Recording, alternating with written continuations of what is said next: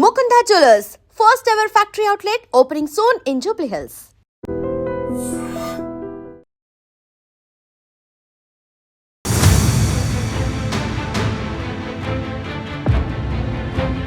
Hello viewers, welcome to I Dream media.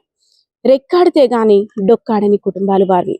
ఉన్నంతలోనే కాయ కష్టం చేసుకుంటూ కుటుంబాన్ని చాలా సంతోషంగా పోషించుకుంటూ గడపాలని ఎన్నో రకాల ప్లాన్స్ చేసుకున్నారు వినయ్ కుమార్, అదే విధంగా దినేష్. విశాఖపట్నం చెందిన ఈ ఇద్దరు కూడా ఒక మంచి స్నేహితులు. అదే విధంగా వినయ్ కుమార్ గత 18 సంవత్సరాలుగా బేకరీని నిర్వహిస్తూ ఇంట్లో కుటుంబాన్ని పోషిస్తున్నాడు. ఎవరైతే దినేష్ ఉన్నారో విశాఖ జీవీఎంసీలో శానిటరీ విభాగంలో అవుట్ సోర్సింగ్ ఎంప్లాయీగా కూడా చేస్తున్నాడు. సో వచ్చిన రూపాయిని 10 రూపాయిని చక్కగా కూడేసుకొని ఇద్దరు ఫ్యామిలీలో కూడా చిన్న పిల్లలతో ఉన్నారు. ఒక మంచి భవిష్యత్తును ఊహించుకున్నారు. కానీ మనం ఒకటి తలిస్తే దేవుడు మరొకటి తలుస్తాడు అంటారు కదా. నిజంగా వారికి జరిగిన అన్యాయం చూస్తే అందరూ కూడా ఆశ్చర్యపోవలసిందే. వినయ్ కుమార్ ఎవరైతే ఉన్నారో బేకరీకి సంబంధించి, ఎందుకంటే January 1 ముందుకు వస్తుంది కాబట్టి రకరకాల స్వీట్స్, రకరకాల బేకరీ ఐటమ్స్ కి డిమాండ్ ఎక్కువగా ఉంటుంది కాబట్టి రాయగఢలో కొంచెం తక్కువకి వస్తాయి సరుకులు అని తెలుసుకొని రాయగఢ నుండి సరుకులు తీసుకొచ్చేందుకు పయనమయ్యాడు. సో ఎవరైతే దినేష్ ఉన్నాడో, దినేష్ పుట్టినరోజు జనవరి 1 తారీఖున పుట్టినరోజు కాబట్టి నాకు వచ్చిన జీతం ఇంట్లోకే సరిపోతుంది, కాస్తంత డబ్బులు కూడా ఉన్నట్టయితే ఇంట్లో గ్రాండ్ గా సెలబ్రేషన్స్ చేసుకోవచ్చు, పిల్లల్ని బయటకు కూడా తీసుకువెళ్ళొచ్చు అని అనుకున్నాడు. తన స్నేహితుడితో పాటు తను కూడా బయటకు వెళ్ళాడు. రాయగఢ ఏవైతే బేకరీ సామాన్లు కొనేందుకు వీళ్ళిద్దరు నిశ్చయించుకున్నారో రాయగఢ వెళ్ళారు. కొనుక్కొని తిరిగి వస్తున్న క్రమంలో గజపతి నగరం దగ్గర రోడ్డు మీద ఈ వ్యాన్ అదుపు తప్పి, బేకరీ సామాన్లు తీసుకొస్తున్న వ్యాన్ అదుపు తప్పి చెట్టును ఢీకొట్టడంతో బలంగా ఇద్దరు కూడా అక్కడికక్కడే మృత్యువాత పడ్డారు. సో అక్కడ సంఘటన స్థలాన్ని పరిశీలించిన పోలీసులు ఎస్ఐ కిరణ్ కుమార్ కూడా వచ్చి సంఘటన స్థలాన్ని, అదేవిధంగా యాక్సిడెంట్ జరిగిన తీరును కూడా చూసి కుటుంబ సభ్యులకి ఇంటిమేషన్ ఇచ్చారు. అమ్మ పలానా దగ్గర యాక్సిడెంట్ అయింది అనేసి అని. సో వాళ్ళు ఒకటి, మా వాళ్ళంతా బాగానే ఉన్నారు కదా, వారికి ఏమీ కాలేదు కదా అంటూ గాబరాగా ఎవరైతే వినయ్ కుమార్, దినేష్ ఉన్నారో వాళ్ళిద్దరు ఫ్యామిలీ మెంబర్స్ కూడా అలానే అడిగారు. సరే ముందు ఇక్కడికి రండమ్మా అన్నారు. కోటి ఆశలతోటి వచ్చారు. దేవుడా చిన్న దెబ్బలతోటి అయిపోతుంది, సరిపోను, ఎక్కువ కష్టాన్ని మాకు పెట్టక దేవుడా, మా భర్తలు క్షేమంగా ఇంటికి వస్తే చాలు అంటూ కూడా ఎవరైతే దినేష్ కుమార్, అదే విధంగా వినయ్ కుమార్, అదే విధంగా దినేష్ భార్యలు కూడా కోటి దేవుళ్ళకి దండాలు పెట్టుకొని వచ్చారంట. అక్కడికి వచ్చిన తర్వాత అక్కడ జరిగిన యాక్సిడెంట్, అదేవిధంగా విగత జీవులుగా ఉన్న ఇద్దరిని చూసి కూడా అక్కడ కన్నీటి పర్యంతమయ్యారు వాళ్ళిద్దరు.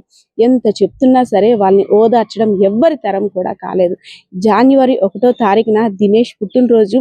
నా పిల్లలకి ఎన్నో చెప్పుకున్నాను, ప్లాన్స్ చేసుకున్నాను, నాన్న వస్తారు, మనం బయటికి వెళ్దాం అంటూ. సో ఇప్పుడు నేను నా పిల్లలకి ఏం సమాధానం చెప్పాలరా దేవుడా అంటూ ఎవరైతే దినేష్ ఉన్నారో, దినేష్ భార్య అక్కడ తన భర్త మృతదేహాన్ని పట్టుకొని ఏడుస్తుంటే అక్కడ చూసిన వారందరూ కూడా కన్నీటి పర్యంతం అయ్యారు. అదే విధంగా వినయ్ కుమార్ ఇంట్లో కూడా సేమ్ అదే పరిస్థితి.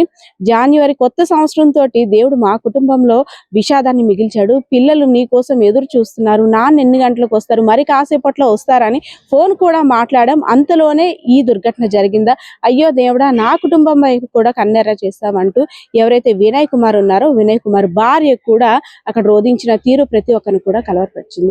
చాలా దగ్గర చూస్తున్నాం. అంటే రోడ్డు ప్రమాదాల కారణంగా ఎన్నో కుటుంబాలు రోడ్డున పడుతున్నాయి. పెద్ద దిక్కును కోల్పోయిన తర్వాత ఆ కుటుంబ సభ్యుల యొక్క బాధ, పిల్లల యొక్క బాధ వర్ణానితీతం. క్షేమంగా మరి కాసేపట్లో వస్తారని ఎన్నో తలుచుకొని ఎన్నో ప్లాన్స్ చేసుకుంటున్నారు. కానీ ఒక్క ఫోన్ కాల్, అంటే ఏ ఫోన్ కాల్ వచ్చినా సరే ఒక భయపడాల్సిన పరిస్థితి అయితే ప్రస్తుతం ఏర్పడిందని చెప్పుకోవచ్చు. క్షేమంగా తిరిగి ఇంటికి వస్తున్నారో ఇంటికి చేరుకునేంత వరకు కూడా తెలియని అయోమయ పరిస్థితిలో ప్రస్తుతం అయితే మనం ఉన్నామనే చెప్పుకోవచ్చు. ఏదైతేనే విశాఖపట్నం కంచరపాలానికి చెందిన వినయ్ కుమార్, అదే విధంగా దినేష్ ఇద్దరి కుటుంబంలో కూడా విషాద ఛాయలు అలుముకున్నాయి. యాక్సిడెంట్ జరిగిన తీరును పరిశీలించిన తర్వాత పోలీసులు కూడా కేసును నమోదు చేసి పోస్ట్ మార్టం నిమిత్తం 2 డెడ్ బాడీలను కూడా విజయనగరం ప్రభుత్వ ఆసుపత్రికి తరలించి తర్వాత పోస్ట్ మార్టం అయిన తర్వాత కుటుంబ సభ్యులకి అందజేశారు. కుటుంబ సభ్యులు అందరూ కూడా పిల్లలకి ఇంకా దిక్కెవరు, నాన్న అని ఎవరు పిలుస్తారు, అయ్యో ఆ ఒక్కరోజు ప్రయాణం చేయకుండా ఉంటే ఇంట్లో పిల్లలకి తండ్రి ఉంది కదా, సంతోషంగా ఫ్యామిలీ గడుపును కదా అని ప్రతి ఒక్కరు కూడా అయ్యో దేవుడు ఎందుకు ఇలా చేసావు, పిల్లలకి ఎందుకు అన్యాయం చేసావు అంటూ అక్కడ ఉన్న చుట్టుపక్కల గ్రామస్తులందరూ కూడా అక్కడ కన్నీటి పర్యంతమైన పరిస్థితి అయితే అక్కడ కనిపించింది. పర్సన్ బాలకిషోర్తో Padma, I Dream Media, Vizianagaram.